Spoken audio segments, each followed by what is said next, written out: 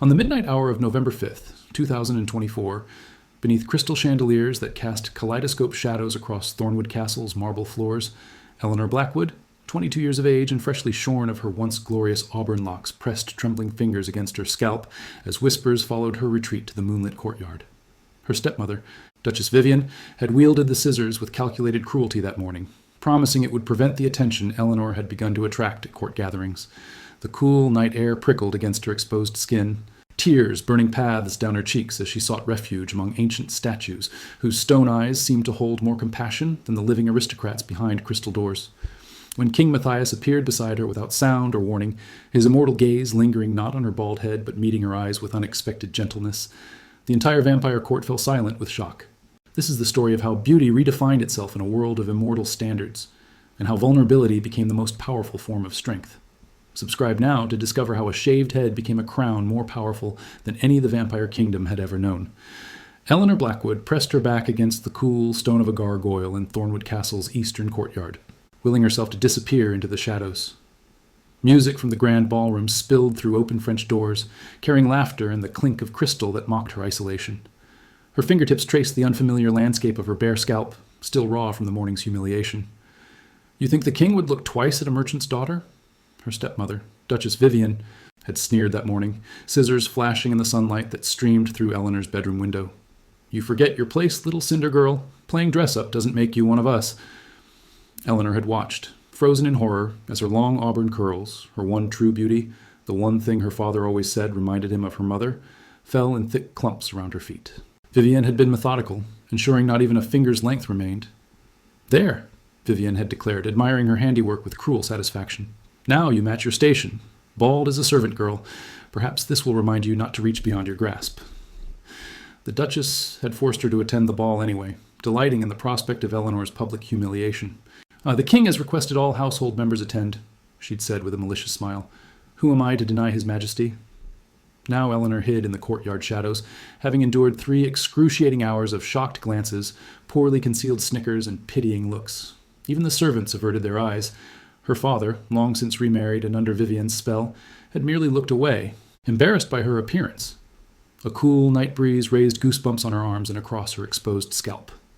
Eleanor wiped away a tear with the back of her hand, angry at herself for still having any left to shed. The moon hung full and bright overhead, illuminating the pale marble of the courtyard in ghostly blue light. "You are missing the festivities." The deep voice nearly stopped her heart. Eleanor whirled, her hand instinctively flying to cover her head before she registered who had spoken. King Matthias Vane, sovereign ruler of the vampire court of Thornwood, stood not 5 feet away. His presence seemed to bend the very moonlight around him, creating a halo of darkness rather than light. Tall and imposingly built, he wore formal attire of deepest midnight blue that made his pale skin appear to glow. His dark hair was pulled back at the nape of his neck, revealing the sharp angles of his face, high cheekbones, a strong jaw, and eyes so dark they seemed to absorb rather than reflect the moonlight. Eleanor dropped into an immediate curtsy, so deep her knees nearly touched the stone path. "Your Majesty," she whispered, keeping her eyes fixed on his polished boots. "Forgive my absence. I was merely seeking a moment of fresh air." "Rise," he commanded, his voice like velvet over steel. She straightened slowly, still not meeting his gaze. Her heartbeat thundered in her ears, surely audible to his immortal senses. Everyone knew the king possessed hearing acute enough to detect a lie in a heartbeat's stutter. "Look at me," he said, softer now. Eleanor reluctantly raised her eyes. His face was unreadable, ageless in the way of all vampire nobility, though historical records placed his rule at well over 3 centuries. Unlike the cruelty or hunger she'd expected to find, his expression held something more complex, curiosity perhaps, maybe even compassion. The king studied her for a long moment, his gaze moving deliberately from her face to her shorn head and back again. Eleanor fought the urge to cover herself or flee. "Your name," he requested. "Eleanor Blackwood, your Majesty. The merchant's daughter. Recently adopted into the Duchess Vivian's household through marriage to your father." Eleanor blinked in surprise. "Yes, your Majesty." She had never spoken to the king before, had only glimpsed him from afar at court functions. The idea that he knew who she was, the background of her family, was startling. "Your stepmother did this to you." It wasn't a question. Heat flooded Eleanor's cheeks. Shame and humiliation warred with a flicker of indignation. "It was an unfortunate accident during my morning toilette, your Majesty." A smile curved his lips, though it didn't reach his eyes. I have lived 376 years, Miss Blackwood. In that time, I have developed a particular sensitivity to falsehoods. He took a step closer, and Eleanor suppressed a shiver, particularly those told to protect those who deserve no protection. Eleanor remained silent, uncertain how to respond. To speak the truth would implicate her stepmother in an act of cruelty. To continue the lie would insult the king's intelligence. "Walk with me," he said suddenly, gesturing toward the moonlit path that wound deeper into the castle grounds. It wasn't a request. Eleanor fell into step beside him, hyper-aware of how small she felt next to his towering presence. They moved in silence through the courtyard and into the royal gardens, past roses that bloomed only at night, and strange luminescent flowers imported from distant lands. "I have observed your stepmother," the king said finally, his voice measured and quiet. "She's ambitious to a fault, cruel when she believes no one of consequence is watching, power-hungry in ways that would impress even some of my more voracious courtiers." Eleanor kept her eyes forward, afraid of what her expression might reveal. "She sees you as a threat," he continued. "I find myself curious as to why." "I am no threat to anyone, Your Majesty," Eleanor replied carefully. "I am merely a merchant's daughter with no title, no dowry of consequence, and now," she gestured vaguely at her head, "no particular charms to recommend me." King Matthias stopped walking. They had reached a small stone fountain where water trickled from the mouth of a carved wolf, the soft gurgling the only sound in the night. "No particular charms?" he repeated, turning to face her fully. "You speak 3 languages fluently. You've read more books in the royal library than most of my scholarly advisors. You treat the castle servants with kindness rather than condescension. You dance with precision, but genuine joy, not the mechanical performance I've endured from 100 noble daughters." His dark eyes seemed to pierce through her. "And you have shown remarkable restraint by not pushing your stepmother down a flight of stairs, which, I assure you, many would have done by now." Eleanor stared at him, speechless. How could he possibly know these things about her? "I see I've surprised you," he said, the ghost of a smile touching his lips again. "You wonder how I know these details of your life?" "Yes, Your Majesty. When one rules for centuries, Miss Blackwood, one develops habits of observation. Patterns of behavior become predictable. Genuine uniqueness becomes notable." He gestured for her to sit on the fountain's edge, and after a moment's hesitation, she did. He remained standing, looking down at her with that same unreadable expression. "Your stepmother is right to fear you, though not for the reasons she believes. She thinks you a rival for attention, for status, perhaps even for suitable marriage prospects among my court." He shook his head slightly.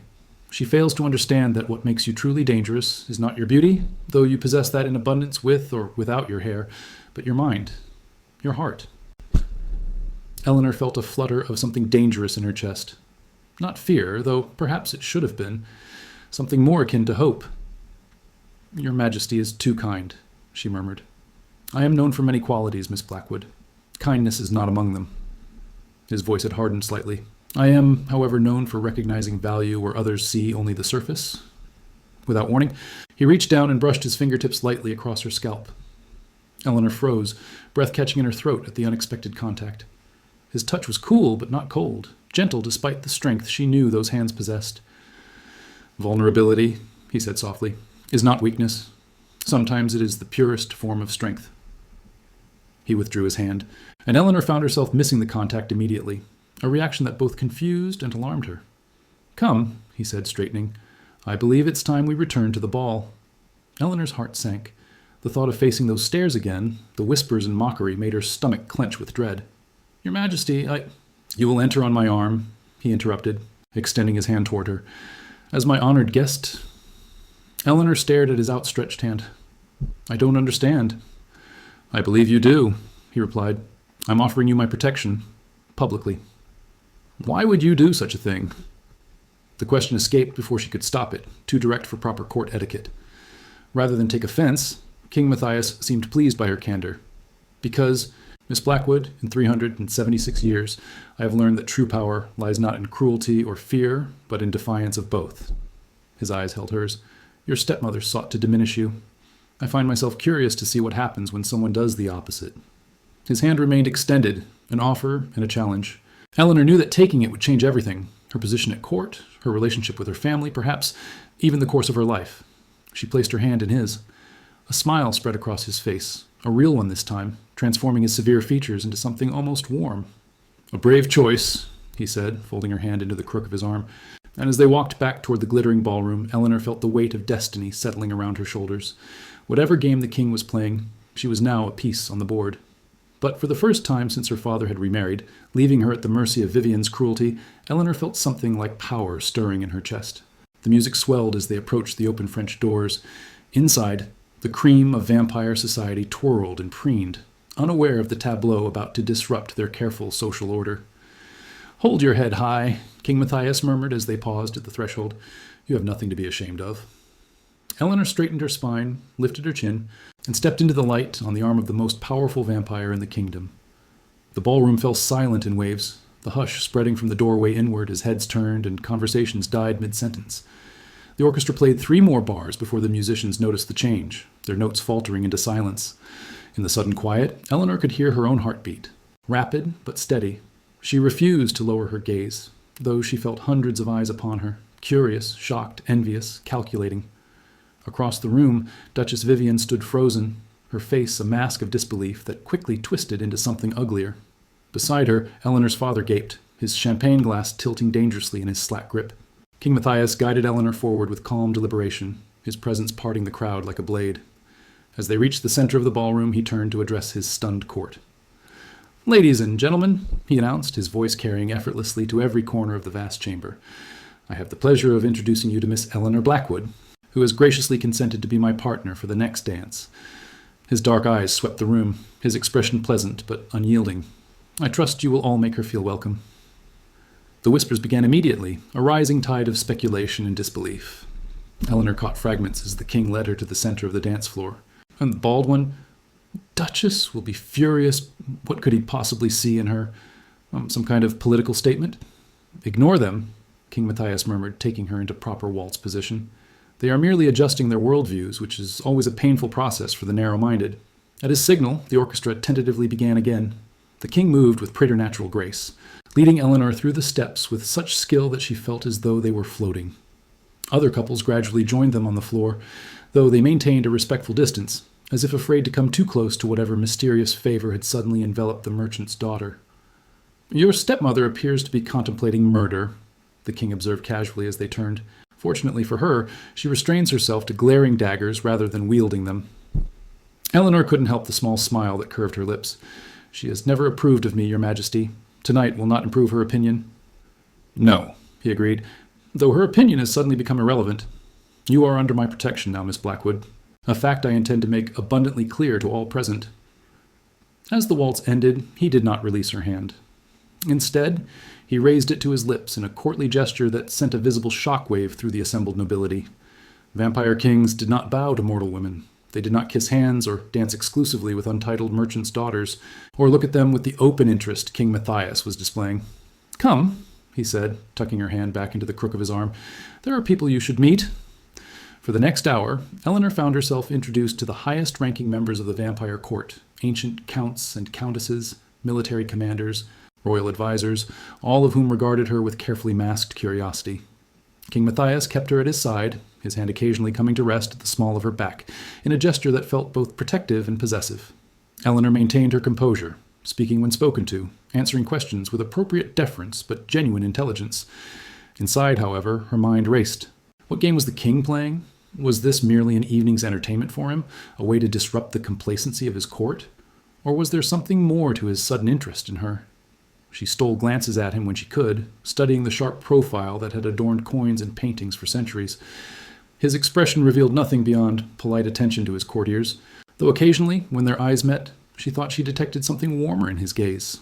As the night progressed, the initial shock of her presence at the king's side gave way to a new kind of attention. Vampires, who had previously looked through her, now assessed her with calculation, as if trying to determine what value the king had discovered that they had missed. Noble daughters who had once snickered behind their fans now offered stiff smiles and stilted conversation. Duchess Vivian, however, made no attempt to approach. She remained on the ballroom's periphery, her face a rigid mask of fury and disbelief. Twice, Eleanor saw her stepmother attempt to intercept them, only to be smoothly thwarted by the king's strategic movement through the crowd. It was nearing midnight when King Matthias finally guided Eleanor toward a quiet alcove, partially screened by potted palms. For the first time that evening, they had a moment of relative privacy. "You've acquitted yourself admirably," he said, his voice low enough that only she could hear. Many would have crumbled under such scrutiny. Many have not endured years of Duchess Vivian's particular brand of scrutiny, Eleanor replied with a small smile. It builds a certain resilience. The king's expression darkened momentarily. Yes, I imagine it would. He studied her face. You must have questions. Several hundred, Your Majesty. That brought a genuine smile to his face. Ask. Eleanor took a deep breath. Why me? Why tonight? What purpose does this display serve? Direct questions deserve direct answers, he replied. I chose you because you interest me. You have for some time. Tonight, because your stepmother's cruelty provided an opportunity too perfect to ignore. His eyes gleamed with something almost mischievous. As for purpose, must there be one beyond my own entertainment? With respect, Your Majesty, kings do not act without purpose, Eleanor said carefully, particularly kings who have ruled for centuries. Perceptive, he murmured. Very well. In truth, I find myself in need of someone with your particular qualities. Eleanor waited, sensing there was more. My court has grown stagnant, he continued after a moment. 3 centuries of the same faces, the same petty ambitions, the same tiresome political maneuvering. He made a dismissive gesture. They bicker over meaningless status while the world changes around us. Human society evolves. Technology advances. And my people remain trapped in outdated modes of thought, clinging to privilege rather than seeking progress. And do you believe I can help change this? Eleanor asked, incredulous. I believe fresh perspectives are valuable. I believe intelligence combined with compassion is rare. I believe someone who stands at the intersection of mortal and immortal society might see paths forward that others miss. His eyes held hers intently. I believe you're wasted as the Duchess's whipping girl. Eleanor's heart beat faster. What exactly are you proposing, Your Majesty? A position at court. Officially, as a cultural liaison between human and vampire affairs. Unofficially, as my advisor on matters requiring a different viewpoint than I typically receive. It was an extraordinary offer, one that would elevate her far beyond her current station, provide safety from her stepmother's machinations, and offer genuine purpose. Yet Eleanor sensed there was still something the king wasn't saying. And is that all? She asked quietly. King Matthias's lips curved in approval of her perception. No, he admitted. Not all, but the rest. The rest perhaps requires more time, more conversation, more understanding between us. The implication hung in the air between them, unspoken but unmistakable. The king's interest in her extended beyond her mind, beyond her potential usefulness as an advisor. I see, Eleanor said, though in truth she wasn't entirely sure she did. The idea that the ancient, powerful sovereign might harbor personal interest in her seemed impossible. Yet the way he looked at her... Do you accept? He asked. May I have conditions? His eyebrows rose slightly. You negotiate with a king? I negotiate with someone who values directness and honesty, she replied. Or am I mistaken? After a moment, he inclined his head. Your conditions. My father, Eleanor said. He's not a cruel man, merely a weak one. I would see him protected from the Duchess's inevitable rage when I leave her household. Done. What else? I wish to continue my studies, access to the royal library, and time to pursue knowledge that might make me more useful to you. Granted willingly. Is that all? Eleanor hesitated, then squared her shoulders. I will not be a plaything, Your Majesty, not a novelty to be discarded when your interest wanes. If I am to serve as your advisor, it must be with dignity and purpose. For a long moment, King Matthias was silent, his dark eyes unreadable. Then, slowly, he reached out and traced the curve of her cheek with cool fingertips. Eleanor Blackwood, he said softly, you continue to surprise me. In 3 centuries, no one has dared state terms to me so boldly. His touch lingered at the corner of her mouth. I find I quite enjoy it. Before she could respond, movement at the edge of the alcove caught her attention. Duchess Vivian stood there, her face contorted with fury, her eyes fixed on the king's hand against Eleanor's cheek. Your Majesty, the Duchess said, her voice tight with barely controlled rage, I see you've become acquainted with my stepdaughter. King Matthias did not turn, did not acknowledge the interruption at all for several heartbeats. When he finally did, his movement was unhurried, almost lazy, though the look he fixed on the Duchess held nothing of indolence. Duchess, he said, his tone mild yet somehow threatening, how fortunate that you've joined us. I was just discussing with Miss Blackwood her imminent relocation to the palace. Vivian's carefully applied rouge stood out starkly against her suddenly pale face. Relocation? Yes. Miss Blackwood has accepted a position as my special advisor on human-vampire relations. The king's smile was all teeth. A role for which she is uniquely qualified, having experienced the intersection of our worlds so intimately. The Duchess's eyes darted between them, calculation and fury warring in her expression. "Your Majesty, I fear there's been some misunderstanding. Eleanor is a simple girl barely educated. Whatever she's told you—" "She's told me nothing I didn't already know," the king interrupted, steel beneath the silk of his voice, "including the fact that you took scissors to her hair this morning in a petty display of dominance." Vivian blanched. "That was a private family matter." "Nothing in my kingdom is private from me, Duchess. A fact you would do well to remember." King Matthias stepped forward, placing himself between Eleanor and her stepmother. "Miss Blackwood will be moving to the palace tomorrow. I suggest you use the intervening time to reflect on the wisdom of abusing those under royal protection." The threat was unmistakable. Vivian's throat worked as she swallowed, her composure cracking visibly. "Of course, Your Majesty. I only want what's best for Eleanor." "How fortunate, then, that her welfare is no longer your concern." The king made a dismissive gesture. "You may go." For a moment it seemed the Duchess might protest further, then, with a stiff curtsy and a venomous glance at Eleanor, she withdrew. Once she was gone, King Matthias turned back to Eleanor. "I apologize for speaking on your behalf. The opportunity to put her in her place was too tempting to resist." "I can't say I'm sorry to see it," Eleanor admitted, "though I suspect she'll make my father's life miserable tonight." "Your father will receive an invitation to the palace tomorrow as well. A diplomatic post, I think. Something to keep him occupied and away from his wife's influence." The king offered his arm once more. "Now, shall we return to the ball? I believe I promised you protection, and I always keep my promises." As they emerged from the alcove, Eleanor was acutely aware of the stares that followed them, the whispers that trailed in their wake. Yet for the first time in years she felt no shame, no need to shrink or hide. Let them look. Let them wonder. "Hold your head high," the king murmured again, echoing his earlier words. Eleanor did, feeling the cool air against her scalp, no longer a mark of humiliation but a badge of survival, of transformation, of things to come. Tomorrow she would enter the palace as the king's advisor, stepping into a world of immortal politics and ancient power struggles she could barely imagine. But tonight she would dance with a king who saw value in her mind when others had dismissed her, who found beauty in her resilience when others had tried to strip it away. She would hold her head high, indeed. King Matthias's private study within the royal palace was a testament to centuries of careful collection. Bookshelves stretched from floor to ceiling on 3 walls, laden with volumes whose titles spanned dozens of languages and hundreds of years. A massive desk of dark, polished wood dominated one end of the room, while comfortable leather chairs clustered around a marble fireplace at the other. Between them, a large map table displayed the kingdom and surrounding territories in meticulous detail. Eleanor stood in the center of it all, still wearing the same gown from the previous night's ball, her shorn head now covered by a simple silk scarf the king had provided. Dawn had broken only an hour ago, and exhaustion pulled at her limbs, yet adrenaline kept her alert, her mind racing to process the dramatic changes the night had brought. King Matthias moved about the room with restless energy despite the hour. Unlike most vampires, who retreated to their chambers at sunrise, he seemed unbothered by the early morning light filtering through heavy curtains. "Another of your many questions, I see," he said, noticing her curious observation. "Yes, I can tolerate daylight, though I prefer night. A benefit of age and bloodline." He gestured to one of the chairs by the fireplace. "Please, sit. You must be tired." Eleanor sank gratefully into the offered seat. "I should be, but I find myself rather overwhelmed." "Understandable. Your life has changed rather dramatically in the past 12 hours." The king remained standing, moving to a sideboard where he poured amber liquid into a crystal glass.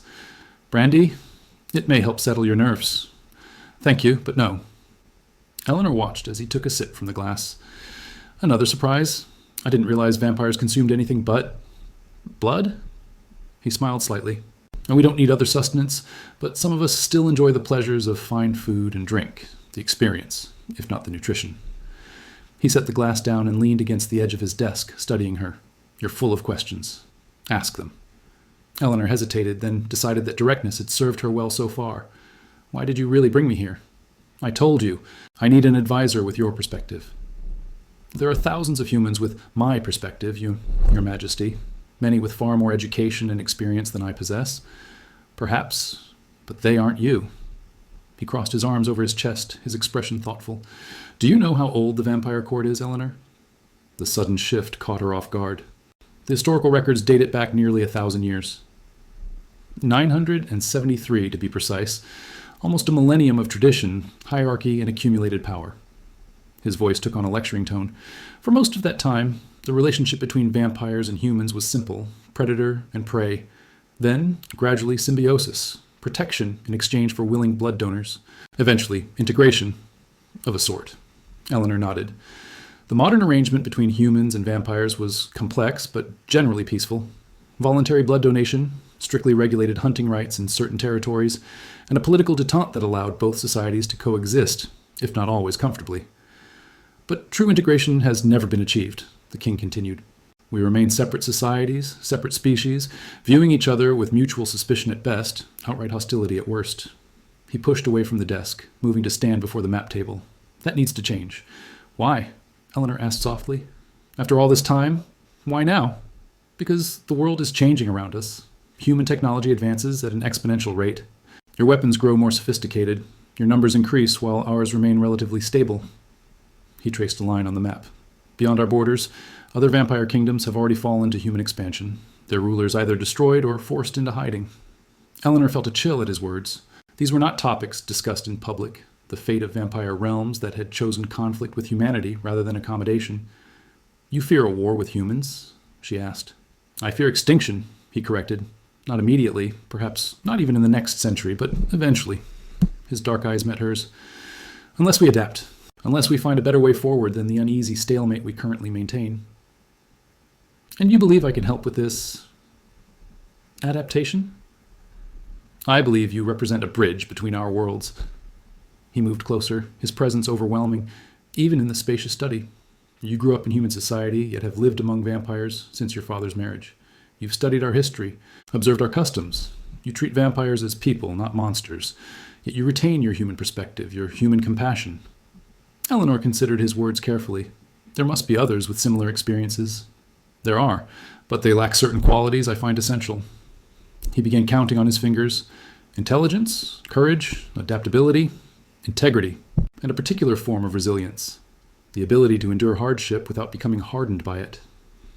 His expression softened fractionally. Your stepmother's cruelty could have made you bitter, vengeful. Instead, it seems to have deepened your capacity for empathy. The assessment was so personal, so unexpectedly perceptive, that Eleanor found herself momentarily speechless. When she finally spoke, her voice was quieter than she intended. You've been watching me for some time? Yes. Why wait until now to approach me? A shadow of something like regret crossed his features. I needed to be certain of your character, and I needed the right moment, one that would allow me to extract you from your stepmother's influence without causing political complications. So my public humiliation was convenient for you. The king didn't flinch from the accusation. Yes, though I would have found another way eventually. Eleanor wasn't sure how to feel about that, the idea that her private suffering had created a political opportunity. Before she could formulate a response, a knock came at the study door. Enter, the king called. A tall, severe-looking vampire woman stepped into the room. Her silver-streaked black hair was pulled into a tight knot at the nape of her neck, and she wore a high-collared dress of deep burgundy. Her pale eyes swept over Eleanor with cool assessment before turning to the king. Your Majesty, she said, her voice precise and measured, the preparations you requested are complete. Miss Blackwood's chambers are ready, and her father has been notified of his new appointment. Thank you, Lady Ravenna. The king gestured toward Eleanor. May I present Eleanor Blackwood, who will be joining our court as special advisor on human affairs. Eleanor, this is Lady Ravenna Frost, my seneschal and the effective administrator of the palace. Eleanor stood and offered a respectful curtsy. An honor, my lady. Lady Ravenna inclined her head slightly, her expression unchanged. Welcome to the royal household, Miss Blackwood. I trust you will find your accommodations satisfactory. She turned back to the king. Will there be anything else, Your Majesty? Please arrange a full wardrobe for Miss Blackwood, and ensure she has unrestricted access to the royal library and archives. As you wish. Lady Ravenna's gaze flickered briefly to Eleanor's scarf-covered head before returning to the king. Shall I also arrange for a lady's maid? That won't be necessary, Eleanor interjected quickly, then added, unless Your Majesty thinks otherwise. The king studied her for a moment. No servants for now, I think. Miss Blackwood values her privacy, as do I. He nodded to Lady Ravenna. That will be all.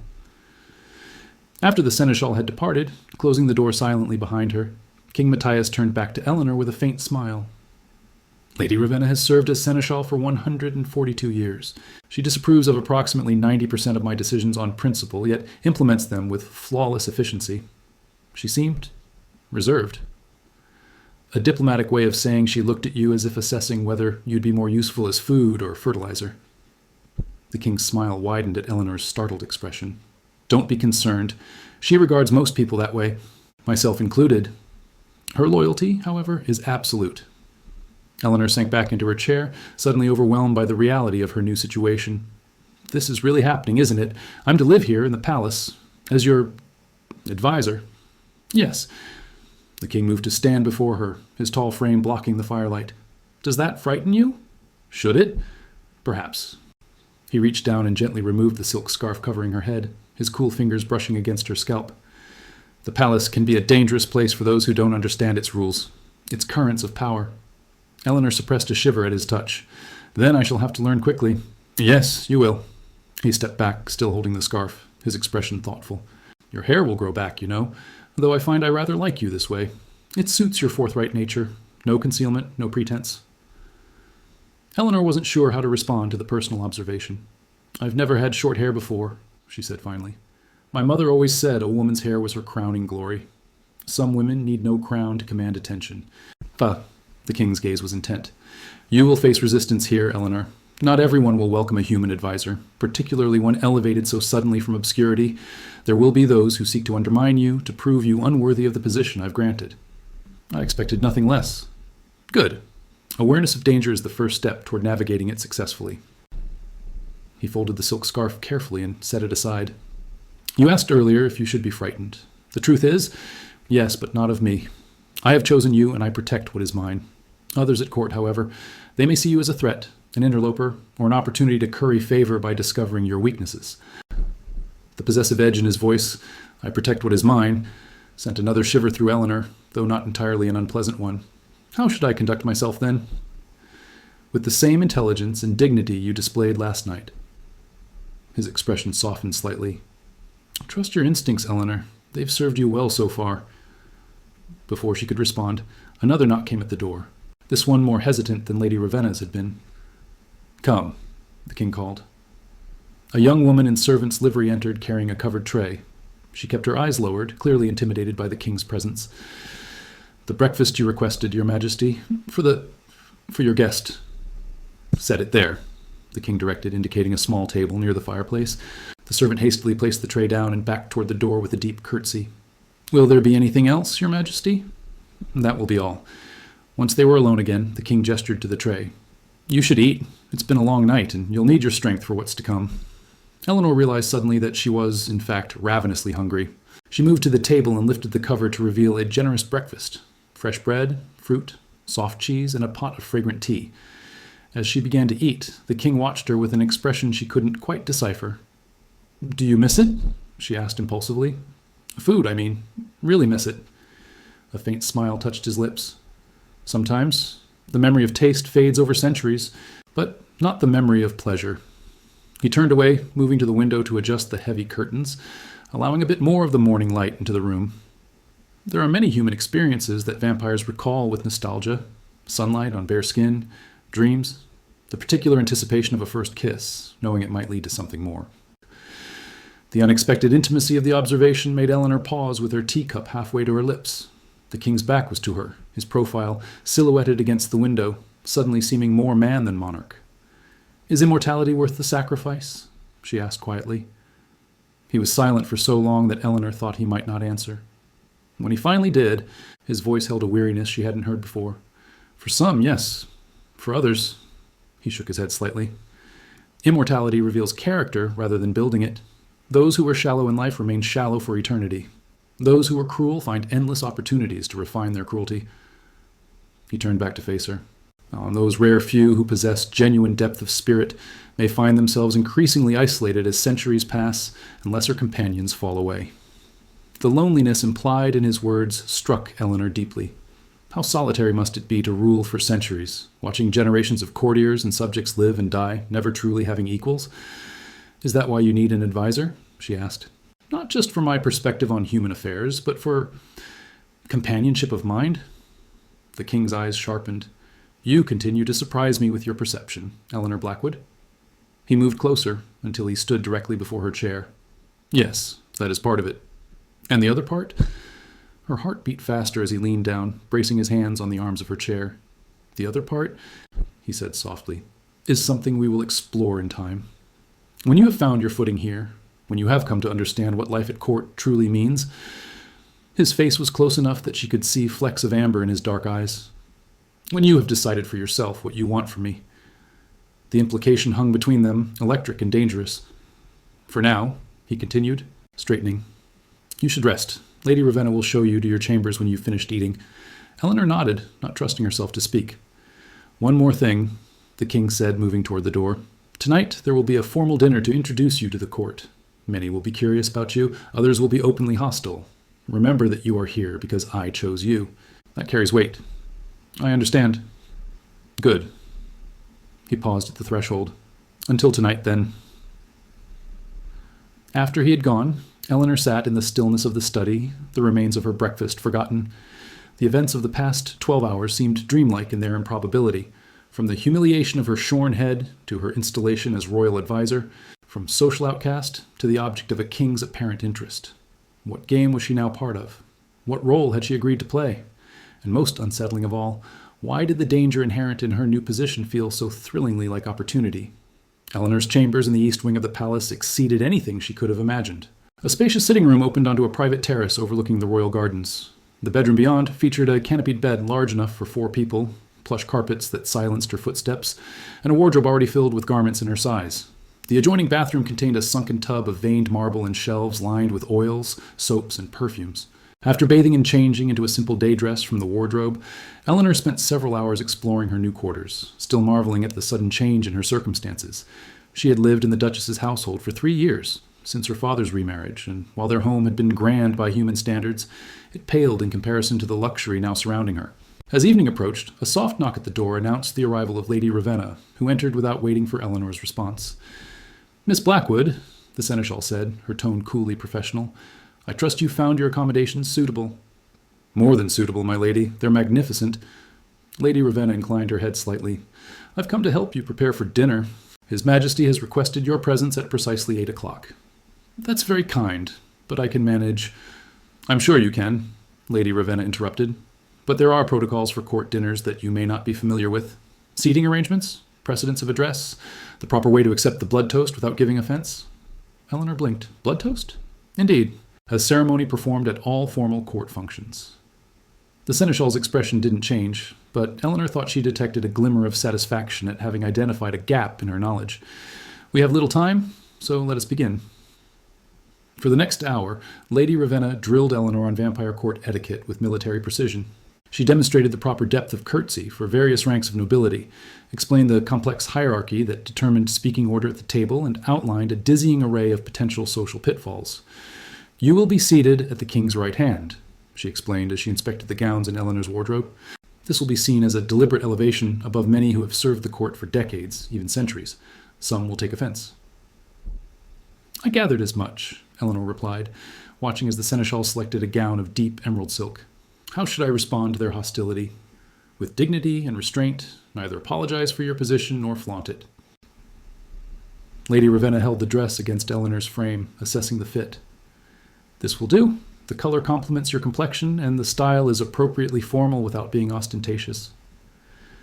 As Eleanor changed into the selected gown, the seneschal continued her instructions, her tone never warming but her information invaluable.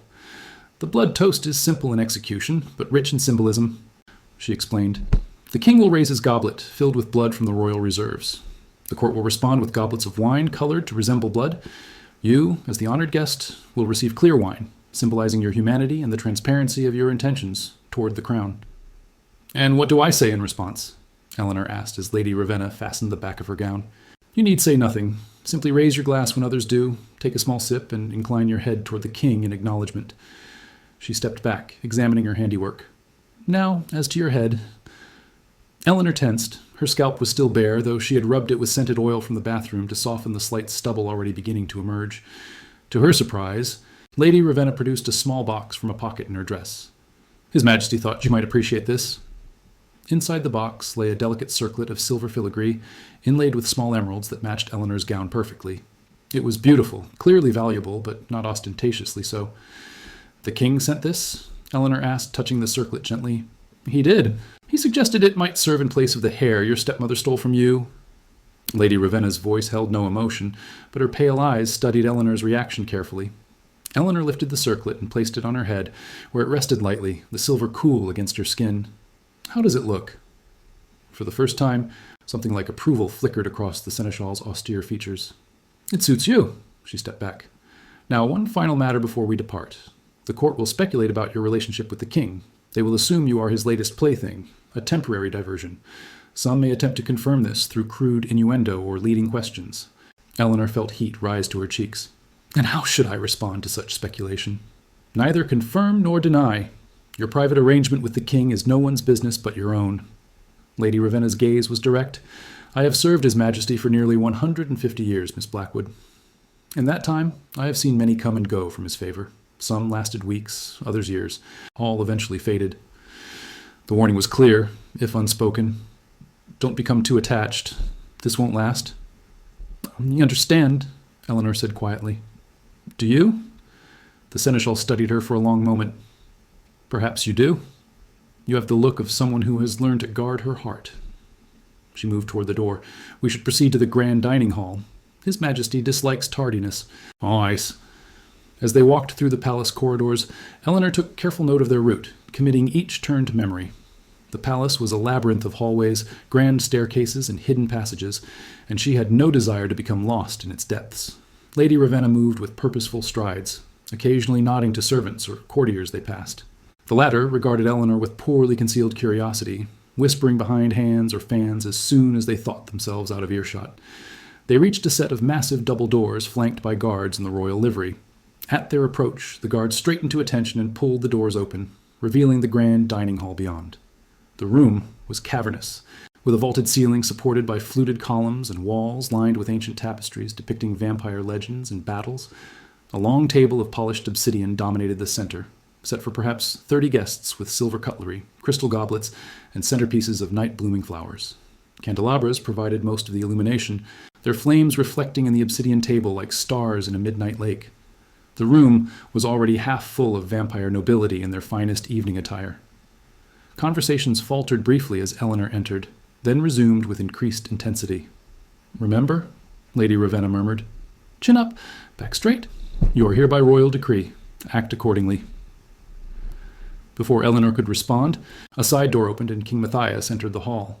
The effect was immediate. All conversation ceased, and the assembled vampires bowed or curtsied deeply. The king wore formal evening attire, black tailcoat over a waistcoat of midnight blue silk, the royal insignia embroidered in silver over his heart. His dark hair was loose tonight, falling to his shoulders in waves that emphasized the severe angles of his face. His eyes found Eleanor immediately, a slight smile curving his lips as he noted the circlet on her head. He crossed to her with deliberate steps, the crowd parting before him. Miss Blackwood, he said, his voice carrying in the hushed room, you look lovely this evening. Eleanor sank into the deep curtsy Lady Ravenna had taught her. Thank you, Your Majesty, and thank you for your thoughtful gift. He offered his arm. Shall we? I believe dinner awaits, and my guests are eager to make your acquaintance. As he guided her to the head of the table, Eleanor felt the weight of dozens of immortal gazes upon her, some curious, some calculating, some openly hostile. She kept her chin high, remembering the king's words, You are here because I chose you. That carries weight. The dinner that followed was a masterclass in political theater. King Matthias formally introduced Eleanor as his special advisor on human affairs, explaining her role with a gravity that silenced any immediate objections. The dishes served were exquisite, clearly prepared to accommodate both vampire and human palates. Wine flowed freely, though Eleanor noted that the king himself abstained, taking occasional sips from a goblet of dark liquid she assumed was blood. The conversation around the table was polite but probing. Courtiers asked seemingly innocent questions about Eleanor's background, education, and experiences that were clearly designed to expose limitations or vulnerabilities. And where did you study, Miss Blackwood? Asked a thin vampire with spectacles and an academic air. I was fortunate to have private tutors, Lord Hemwick, she replied, recalling his name from Lady Ravenna's briefing. My father believed in comprehensive education despite his merchant status. How fascinating, said a vampire countess seated across from her. And what subjects did these tutors emphasize? Household management, perhaps? Needlework? The condescension was clear, but Eleanor maintained her composure. Languages primarily, my lady. French, Latin, and Greek, also mathematics, natural philosophy, and classical literature. She took a small sip of wine. My father believed an educated daughter made for a more valuable asset in business negotiations. How progressive of him, the Countess replied with a thin smile. Indeed, the king interjected, his tone mild but his eyes sharp. Education is an often overlooked asset. Wouldn't you agree, Countess? After all, your own appointment to the Treasury Council came after your extensive study of modern financial systems, did it not? The Countess inclined her head, acknowledging the royal rebuke concealed within the compliment. Your Majesty has a flawless memory. As the meal progressed, Eleanor found herself engaged in increasingly substantive conversations. A military commander asked her views on recent territorial disputes with neighboring human settlements. An elderly vampire scholar inquired about current human literature. Through it all, she felt the king watching her, gauging her responses, and occasionally intervening when questions became too pointed or aggressive. Finally, as servants cleared the dessert course, the king rose, signaling the blood toast Lady Ravenna had described. Servants moved around the table, filling crystal goblets, dark red liquid for the vampires, wine the color of rubies for most of the human attendants, diplomatic staff and higher-ranking servants, and clear wine for Eleanor alone.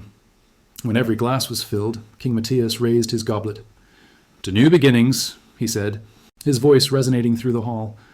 "To fresh perspectives and the wisdom to recognize their value." "To new beginnings," the court echoed, some more enthusiastically than others. Eleanor raised her goblet of clear wine, meeting the king's eyes over the rim as she took a small sip. The symbolism was not lost on her. Transparency, humanity, a deliberate marking of difference that was somehow also inclusion. As the toast concluded, the king turned to Eleanor. "I believe some entertainment has been arranged in the great hall. Would you care to join us?" "Of course, your Majesty." He offered his arm once more, and as they led the procession from the dining room to the adjacent great hall, Eleanor heard the whispers following behind them. Clearly a political statement. "Won't last a month?" What does he see in her? The great hall was larger still than the dining room, with a ceiling that soared at least 3 stories high. A small orchestra was positioned at one end, and as the court filed in, the musicians began to play, something classical that Eleanor didn't recognize, hauntingly beautiful and tinged with melancholy. "Your first court dinner?" the king murmured as they took positions near the center of the hall. "How did you find it?" "Educational," Eleanor replied. "Your courtiers are direct in their curiosity." He smiled slightly. "They're like sharks. They smell new blood in the water and circle accordingly." His hand rested lightly at the small of her back. "You handled them well." "Thank you, though I suspect their questions will grow more challenging as the novelty of my presence wears off." "Undoubtedly, but by then you'll have found your footing." His eyes held hers. "I have faith in your adaptability, Eleanor." Before she could respond, a stir at the entrance to the hall drew their attention. A tall, broad-shouldered vampire entered, flanked by 2 attendants. He was dressed in military regalia, with medals and decorations adorning his chest and a sword at his hip. His hair was the color of burnished copper, pulled back severely from a face that might have been handsome if not for its expression of perpetual disdain. The king's posture stiffened almost imperceptibly. "Ah," he said quietly, "Duke Dravius has decided to grace us with his presence after all." "Duke Dravius?" Eleanor asked. "My cousin, commander of the royal army and perpetual thorn in my side." The king's smile didn't reach his eyes. "He holds traditional views on human-vampire relations." The duke approached, cutting a swath through the crowd with his intimidating presence. He stopped before the king and bowed, precisely the correct depth for his rank, Eleanor noted, neither too deep nor too shallow. "Your Majesty," he said, his voice a resonant baritone. "Forgive my late arrival. Border patrols required my personal attention." "Of course, cousin," the king replied. "We are always grateful for your vigilance." The duke's cold gray eyes shifted to Eleanor, taking in her bare head with the silver circlet, her human fragility next to the king's immortal strength. "And this must be the advisor I've heard so much about in the past few hours." "Indeed. May I present Miss Eleanor Blackwood, our new special advisor on human affairs?" The king's tone remained pleasant, but Eleanor sensed tension beneath the surface. "Eleanor, this is Duke Marcus Dravius, commander of the royal armies and my first cousin." Eleanor curtsied with appropriate deference. "An honor, your grace." The duke's lips twisted in what might have been a smile or a sneer. "Charmed, I'm sure." His gaze returned to the king. "A bold appointment, cousin. Some might even call it provocative." "Innovation often appears provocative to those comfortable with the status quo," King Matthias replied smoothly. "Miss Blackwood brings perspectives we sorely need in these changing times." "Indeed? And what perspectives might those be?" The duke looked back at Eleanor. "Perhaps you could enlighten me, Miss Blackwood. What unique insights do you believe you offer to a court that has functioned for nearly a millennium without the benefit of your wisdom? The challenge was unmistakable, delivered in full hearing of dozens of courtiers who had edged closer, eager to witness the exchange. Eleanor felt the king tense beside her, but before he could intervene, she responded. "Perspective is often most valuable when it comes from outside, Your Grace," she said, keeping her voice even and respectful, just as a military commander might fail to notice vulnerabilities in his own fortress that an outsider would immediately identify. The Duke's eyebrows rose. "You compare the vampire court to a vulnerable fortress. I compare any institution that resists adaptation to a fortress that may appear impregnable from within while developing cracks, visible only from without." Eleanor held his gaze steadily. History is replete with examples of mighty powers that fell not because of external force, but because of internal rigidity. For a moment, Duke Dravius stared at her, his expression unreadable. Then he laughed, a short, sharp bark with little humor in it. "She has spirit, cousin. I'll grant you that." He looked back at the king. "Though whether spirit alone justifies such elevation remains to be seen. I value many qualities in Miss Blackwood, cousin. Spirit is but one of them." King Matthias's voice had cooled noticeably. "Now, I believe the musicians await our signal to begin the dancing. Shall we?" The Duke inclined his head in acknowledgement of the dismissal. "Of course. Though I hope you'll reserve a dance for me, Miss Blackwood. I find I'm curious to continue our conversation." As he moved away, Eleanor released a breath she hadn't realized she was holding. "I apologize if I spoke out of turn, Your Majesty." "On the contrary," the king murmured. "You handled him perfectly. Marcus respects strength, even when, perhaps especially when, it comes from unexpected quarters." His hand at her back guided her toward the center of the hall as the musicians prepared for the first dance. "He will be a formidable opponent in the days to come." "Opponent?" Eleanor asked. "I thought he was your cousin, your military commander." "He is both those things. He is also the leader of the conservative faction at court, those who believe humans should remain subjects rather than partners, those who see my policies of increased integration as weakness rather than wisdom." The king's expression was serious now. "And he has never approved of my personal interests." Before Eleanor could ask what he meant, the music began, the opening strains of a waltz. King Matthias turned to face her, one hand extended in invitation. "Shall we give them something more to talk about?" he asked, a glimmer of mischief returning to his eyes. Eleanor placed her hand in his. "I believe we already have, Your Majesty." His smile widened as he drew her into the proper position for the waltz, one hand at her waist, the other clasping hers. "Indeed we have, Miss Blackwood. Indeed we have." As they began to dance, the rest of the court watching with expressions ranging from curiosity to outrage, Eleanor felt herself balanced on the edge of something vast and dangerous and thrilling. The king's hand at her waist was cool but not cold, firm but not possessive. His eyes held hers with an intensity that made her heart race. Whatever game she had entered, whatever role she had agreed to play, she was no longer a pawn. She was at peace with power and movement of her own. The question was, what move would she make next? The following weeks passed in a blur of new experiences and responsibilities. Eleanor's position as royal advisor quickly proved to be more than ceremonial. King Matthias involved her in a wide range of matters: diplomatic correspondence with human territories, analysis of trade agreements, even attendance at council meetings where her perspective was sometimes welcomed, sometimes barely tolerated. Her chambers became her sanctuary, a place to retreat from the constant scrutiny and subtle hostility of the court. The king had granted her unrestricted access to the royal library, and she spent her free hours there, absorbing centuries of vampire history, law, and culture with voracious curiosity. In the evenings, she often found herself summoned to the king's private study for long conversations that ranged from politics to philosophy to personal histories. King Matthias proved to be a surprisingly good listener, genuinely interested in her observations and insights. He spoke of his own experiences with candor that Eleanor suspected few at court ever witnessed: the weight of centuries of rule, the loneliness of power, the challenge of maintaining empathy across an immortal lifespan. These private audiences became the highlight of Eleanor's days, though she was careful not to reveal how much she anticipated them. The strange, tenuous connection between them, not quite friendship, certainly not romance, but something indefinable that seemed to hover on the edges of both, remained unacknowledged but ever present. 3 weeks after her arrival at the palace, Eleanor was working in her sitting room, reviewing a proposed trade agreement with a neighboring human province, when a knock came at her door. "Enter," she called, expecting Lady Ravenna or perhaps one of the palace messengers. Instead, her father stepped hesitantly into the room, his familiar face both welcome and jarring in the context of her new life.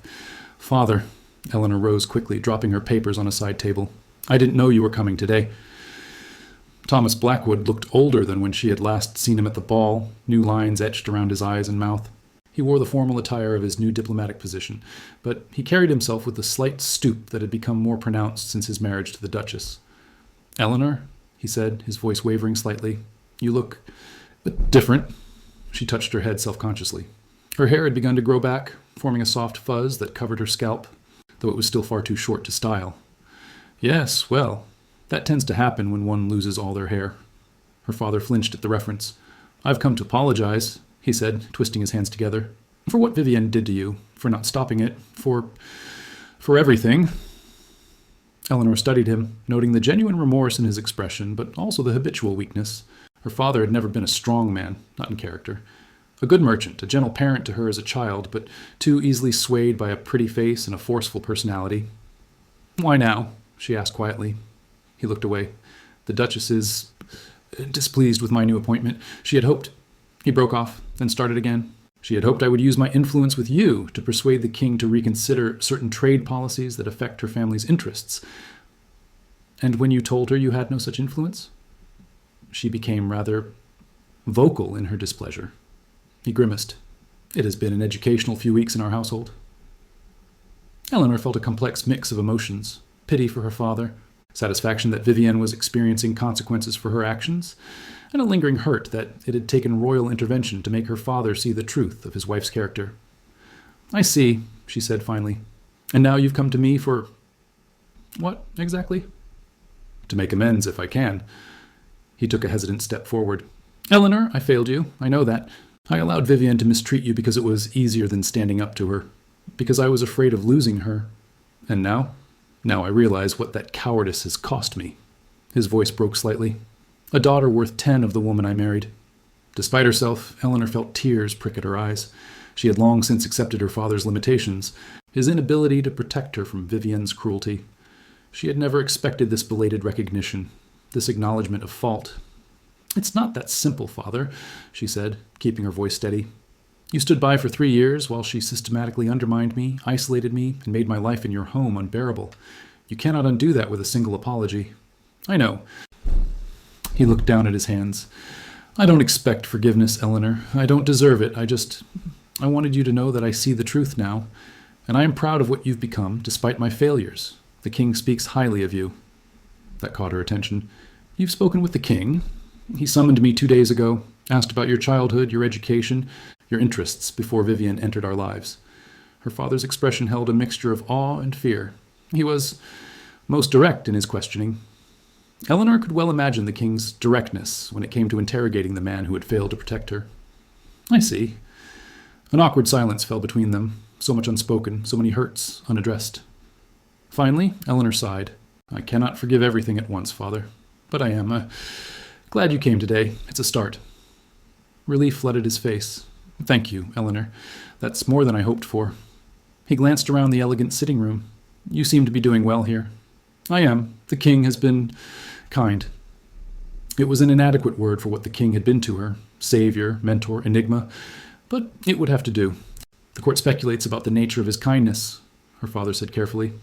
Eleanor tensed. "The court speculates about many things, most of them inaccurate." He raised his hands in a placating gesture. "I'm not judging, Eleanor. The king's interest, whatever its nature, has elevated your position considerably. I only wish to know if you are content with the arrangement. I am his advisor, father. Nothing more." The statement was true, if incomplete. Whatever existed between her and the king defied simple categorization. "Of course." He didn't look entirely convinced. "Well, I should take my leave. I have appointments at the diplomatic offices this afternoon." As he turned to go, Eleanor found herself speaking again. "Would you like to come to tea next week? Perhaps Wednesday afternoon?" Her father turned back, naked hope on his face. "I would like that very much." After he had gone, Eleanor returned to her work but found it difficult to concentrate. Her father's visit had stirred up emotions she had carefully contained: old hurts, childhood memories, the painful transition from beloved only child to unwanted intruder in her own home. She was still distracted that evening when she joined the king in his study for their now customary conversation. He noticed immediately, of course. "Your father visited today," he said without preamble as she took her usual seat by the fireplace. Eleanor nodded, unsurprised that he knew. Little happened in the palace without the king's awareness. "Yes, he came to apologize." Rather late, I should think. King Matthias poured brandy into a crystal glass, a habit she'd noticed he maintained despite not actually needing the drink. Did you accept? Not entirely, but I agreed to see him again. She studied the king's expression. You summoned him. I did. He took a seat opposite her, swirling the amber liquid in his glass. I wanted to understand the man who could allow his daughter to be treated as you were. And what did you conclude? That weakness can be as destructive as active cruelty? His dark eyes held hers. That those who fail to protect what they claim to value don't truly value it at all. The assessment was harsh, but not inaccurate. He was never strong, Eleanor said softly. Not like my mother was. Tell me about her. The king settled back in his chair, giving her his full attention. Eleanor rarely spoke of her mother, who had died when she was 12, but something in the king's interest encouraged confidences. She was remarkable, she began. The daughter of a scholar who educated her as he would have a son. She met my father through business, her family's shipping connections. Everyone said she married beneath her, but she didn't care. Memories rose, bittersweet. She taught me everything, languages, mathematics, literature. But more importantly, she taught me to think for myself, to question, to never accept limitations simply because they were imposed by others. She sounds formidable. She was. Eleanor smiled faintly. She would have faced down Vivienne without hesitation. She never would have allowed what happened. The king considered this. Your resilience makes more sense now. You had a foundation of strength before the years of undermining. I suppose I did. Eleanor looked at him curiously. What about you? What was your family like before your transformation? King Matthias rarely spoke of his mortal life, and for a moment Eleanor thought he might deflect the question. Instead, he leaned forward, elbows on his knees, his expression thoughtful. I was born in 1648, the second son of a minor noble house. My father was a military man, strict but fair. My mother was gentle, devout, perpetually worried about the state of our souls. A faint smile touched his lips. I was a disappointment to both of them, too bookish for my father's tastes, too questioning for my mother's religious certainty. How did you become, Eleanor gestured vaguely, a vampire? He set his untouched glass aside. Through choice, not chance. I met a vampire noblewoman when I was 28, already considered mature for that era. She was beautiful, powerful, and offered me a way out of the conventional life laid before me, marriage to a suitable young woman, military service, eventual inheritance of a modest estate. His expression darkened slightly. What she didn't mention was that she was using me as a pawn in vampire court politics. My transformation was meant to create an obligation that could be exploited. Oh, what happened? I proved less pliable than anticipated. His smile was sharp now, predatory. I learned quickly, adapted faster, and within a decade had established my own position at court, independent of my maker. Within 50 years I had surpassed her. Within a century I had taken the throne. There was more to the story, Eleanor sensed, darker chapters he was omitting, but the outline was revealing enough. The king had been underestimated, used as a pawn, and had risen to become the most powerful piece on the board. Perhaps that explained his interest in her. He recognized a similar pattern, a similar potential. Your cousin, the Duke, was he also transformed as part of court politics? She asked. The king's expression closed slightly. Marcus was born vampire, the son of my father's brother, who was transformed before I was. He has never known mortal life, mortal limitations. Perhaps that explains his rigidity of perspective. He doesn't approve of me, Eleanor observed. He doesn't approve of many things, particularly changes to the established order. King Matthias studied her thoughtfully. Marcus believes in vampire supremacy as a natural law. Humans, in his view, are resources to be managed, not partners to be engaged. And you disagree. I have lived long enough to see the folly of such thinking. The king rose, moving to stand before the fire. Supremacy based on physical power alone is transient. Human technology advances. Human numbers increase. Adaptation is not weakness. It is survival. Eleanor considered his words carefully. And I am part of this adaptation? Indeed you are, the king replied, turning to face her fully. You represent what I believe is possible, genuine partnership between our kinds. Over the following months, Eleanor's position at court strengthened. Her insights proved valuable in diplomatic negotiations with neighboring human territories, and even Duke Dravius grudgingly acknowledged her contributions during council meetings. Her hair grew back gradually, forming soft auburn curls that framed her face. Yet on formal occasions, she often wore the silver circlet the king had given her, no longer out of necessity, but as a reminder of where her journey had begun. One evening, as autumn painted the royal gardens in gold and crimson, King Matthias invited Eleanor to walk with him along paths lit by magical lanterns that floated among the trees. "You've proven yourself beyond my expectations," he said as they paused beside a fountain where water flowed over crystal formations that glowed from within. "The trade agreements you helped negotiate have increased prosperity on both sides. Even the more conservative elements at court have begun to see the benefits of your perspective." "Not all of them," Eleanor noted. "Duke Dravius still watches me as if I might suddenly reveal treasonous intentions. Marcus is stubborn but not blind to results." The king's expression grew more serious. "However, there are whispers of discontent from outside the kingdom. Other vampire realms view our policies of integration with alarm. They fear humans gaining too much influence. Are they a threat? Potentially." He turned to face her directly. "Which brings me to a matter I've been considering for some time." Eleanor's heart quickened at his tone. "Yes. Your position as advisor has proven valuable, but ultimately limited. To truly bridge our worlds, to create lasting change that will survive beyond even my reign, we need something more. Permanent." His dark eyes held hers intently. "I am speaking of transformation, Eleanor, of offering you immortality." The proposal hung in the air between them, monumental in its implications. "You would make me a vampire?" she asked softly. "I would offer you the choice, the genuine choice I was never given." He took her hands in his. "You would retain your human perspective, your compassion, while gaining the lifespan needed to effect meaningful change." "And what else would I gain?" Eleanor asked, her voice barely above a whisper. "What place would I hold in your court, in your life, if I accepted?" The king's expression softened. "The place you have already begun to claim as my partner, my equal, my queen, if you would have me." Eleanor stared at him, momentarily speechless. Despite the growing closeness between them, despite the electric tension that sometimes filled the space once they were alone, he had never before spoken so directly of his feelings. "This is, not a small thing you offer," she said finally. "No, it is the greatest gift and the gravest responsibility I can bestow." His thumbs traced circles on the backs of her hands. "I do not ask for your answer tonight. This requires careful consideration, full understanding of what you would gain and what you would sacrifice."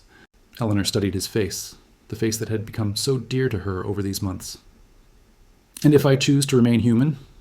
"Then you remain human and still valued beyond measure." His voice was gentle but certain. "My feelings will not change, Eleanor, whatever you decide." In that moment, with autumn leaves dancing around them and magical light illuminating his immortal features, Eleanor knew her own heart with sudden clarity. From humiliation at her stepmother's hands to standing on the precipice of immortality and royal power, her journey had been improbable, extraordinary, and yet somehow inevitable. "I will consider it," she promised. "Truly consider it, with all the implications. That is all I ask." He raised her hands to his lips, pressing a kiss to her knuckles that sent warmth coursing through her entire body. As they walked back toward the palace, Eleanor thought of her mother's lessons about forging one's own path, of her father's weakness and belated recognition, of Duchess Vivian's cruelty that had inadvertently set her on this remarkable course. Sometimes it seemed tragedy was merely the first step toward transformation. Sometimes a shaved head could indeed become a crown, and the woman beneath it, a queen.